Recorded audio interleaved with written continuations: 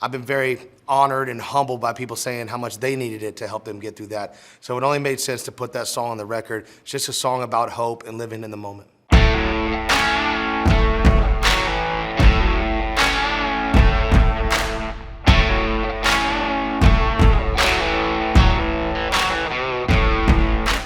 So This Day Heavy is actually the intro track to the song.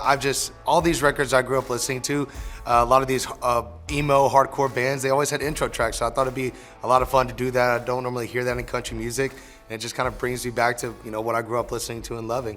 It kind of sets off the pace for what the record's gonna be. Good Place was a lot of fun. My boy, Michael Whitworth, came in with this idea, and I just kind of let him run with it for a minute because I didn't have an idea that day. And I just loved the way he hooked I'm not in a good place, but I'm in this bar, so I'm in a good place for a broken heart. It was so cool. I never heard anything like that, and it just inspired me that day. The song just fell out so quick after that. And I wanted it to be really drum heavy. I wanted it to feel like a rock and roll song, and that song, that title just kind of lent itself to be that song I've been wanting for a long time, that rock drive, 4 on the 4, just go for it. And I don't know, it's one of my favorite songs on the record, to be honest.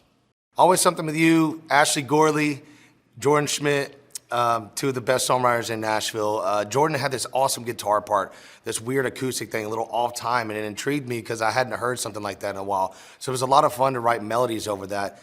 And the song's very simple. It's just about, your partner, the person you love, everyday life is always reminding you of them. There's always something with you. Everything I see reminds me of them. So it was just a fun song, but the coolness of it is the production. The way that guitar hits at the beginning really inspired me that day, and we had a lot of fun writing that. Yeah, We Got History. It's that problem in life where you're not still hung up on that old person, but you definitely don't hate them. You got to think about them from time to time. You're totally moved on. You love someone else, but every now and then they might come back. And the point is, it's like you don't have a future anymore, but damn, you still got history. You lived a lot of life with that person, even though they helped you grow. There's still, to me, you're always going to get those flashbacks. And I think people think about that and they think it's taboo and they're like, I shouldn't have these thoughts. So I wanted to put that into a song that allowed people to say, hey, you're not the only one that every now and then might get a flashback and say, hey, it's okay that, we've moved on, but, I had a lot of life with that person, and that's what the song's about. Truth About You. What a simple concept. People go around town, they break up with each other, they talk shit about each other, and it's just pointless. There's just no reason for that. And, it's a lot of times, one person has one story, the other person has another story. And when people want to make a better story, when they lie to make a better story because that's not the actual way that, it happened, I think that's how this song was written. It's like, you quit telling lies about me, I won't tell the truth about you. When I heard that, I was just like, oh man, I've lived this song, I felt this song, and that song just poured out because I know I've lived that, and I know a lot of my friends have lived that, and it seems that a lot of people in life have lived that scenario. So it was a perfect song for me to give to people when they're, caught up in that moment. Sleeping Alone. My college roommate, Brad Clausen, his daddy, Rodney Clausen, Jordan Schmidt, we wrote this song a couple years ago, honestly. It's been a while, and I've loved this song so much. We held on to it for this record. It's just that thing when you break up with someone and you're moving on and you're okay with them like dating other people or hanging out with other people, but the thought of them sleeping with someone else, that intimacy, that's the one thing that drives you crazy.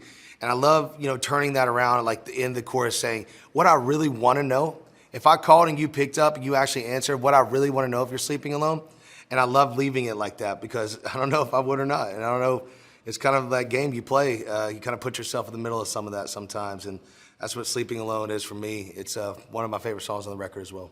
More Than Whiskey Does, last song written for the record. I mean, a week before we had to choose, we were on the bus and we were just having fun. And Kyle Fishman had a track that he had already kind of made, and it was a poppier track, and I loved it. It reminded me of like old Backstreet Boys, like with this groove behind it, and it was just fun. It was just one of those titles where it's, it's just about somebody messes you up in all the best way possible. Using the cliche drinking stuff, I get it, but the track felt so good to just kind of sing over. Melodies just flew out, and sometimes that's all a song has to be. It's just fun.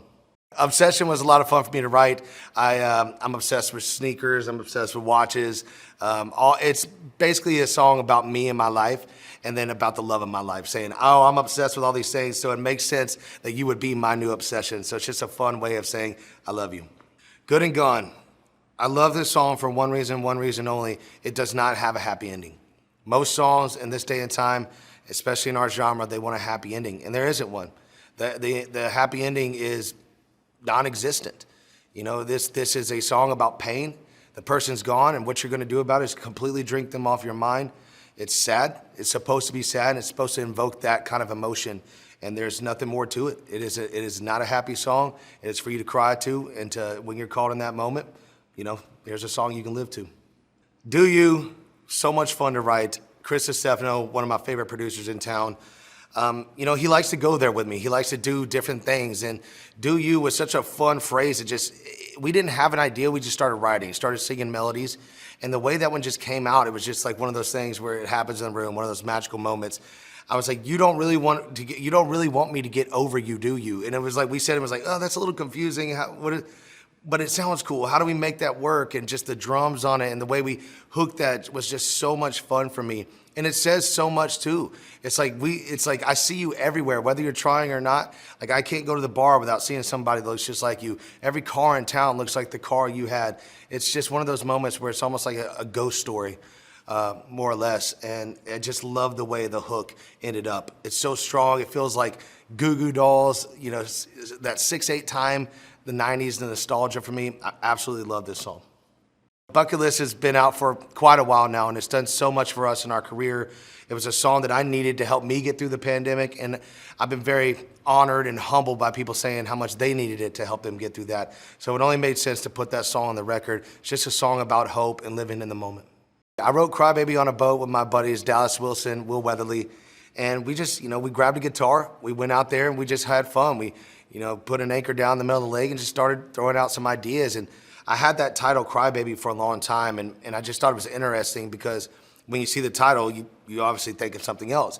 But I wanted to give a song to say to your significant other, it's okay, you can cry. I want to be that shoulder for you. Let it out. I know how hard life is. I know how many angles, everything's coming at you, the whole world's coming at you. You feel like you can't cry. I'm saying, please do. I want to be that strength for you. And it's just a fun song and a great way to say, hey, I got you. I got your back. Miss You 'Cause I'm Drinking. I wanted a beachy, fun vibe song, but also it's also kind of about a breakup. You're starting to drink and you start remembering them again. But I think it was kind of fun. I love the play on words on that. I miss you because I'm drinking. I'm not drinking because I miss you. That's the fun thing. I love any turn of phrases like that. And then, you just kind of lean back, and if you're not really paying attention to the lyrics, you think it's just a normal beach song. So I love the way that plays off of each other. It's kind of my most favorite thing about writing songs is, making you think one way when it sounds like something else. Elephant in the Room, my boy Teddy Swims. I love him to death. This song, it got out all my pop that I need. I love pop music as well, and what a singer Teddy Swims is. I love that song. I love performing that song, and I just had to put it on the record for two reasons. One, because I absolutely love the song. It's fun to sing, but also I want the world to see Teddy Swims as much as possible as well. He's one of my best friends. What a talent, and what an honor that we got to do that song together. We love melodies and we love singing, and it's so much fun when you get to sing with another singer that loves singing, because you compliment each other, but you challenge each other. Like, we both want to make each other better. Like, when he does a crazy run, I'm like, oh, I got to do something like that. So like when you're writing, it's like it brings stuff out of you, both of us, that normally we wouldn't do unless the other was in the room. So I give him all the credit in the world for that. He's so talented, and he makes me a better singer for sure. It's crazy. Actually, I found Teddy on Instagram like 2 years ago. I heard some cover of a song that he did, and I was just blown away. I was like, dude, this dude is everything I love. Doesn't look like he sounds, and one of the best singers I've ever heard. So I just DM'd him. We became friends. We, on Instagram, and just talked on DMs until finally he was in Nashville. Said, hey man, let's go grab a drink. Let's meet up. And it was, I don't know, it's like we've known each other for 50 years, man. He's one of the most genuine, greatest dudes. We had a great night, a long night. Drank a lot of good drinks. And I don't know, became best friends ever since then. Happy and I Hate It is my bitches for this record. It's just a very fun song about saying, I hate that you moved on quickly. I mean, it's the truth. I'm not going to sugarcoat it at all. You've moved on. You act like you don't even know me, and I'm watching you. You're doing this all in front of me. But then the twist is, on the bridge, it says, I could never make you happy and I hate it. So really, it's all about him. It's all about him realizing that it was his fault, that everything is blamed on him, that he is the reason for it. And it's a cool full circle moment, because it's not just an angry dude. It's an angry dude angry at himself. Now We're Talking is just a fun song about flirting. It's just, you can tell that this is going to go a little bit further than maybe just drinks at the bar.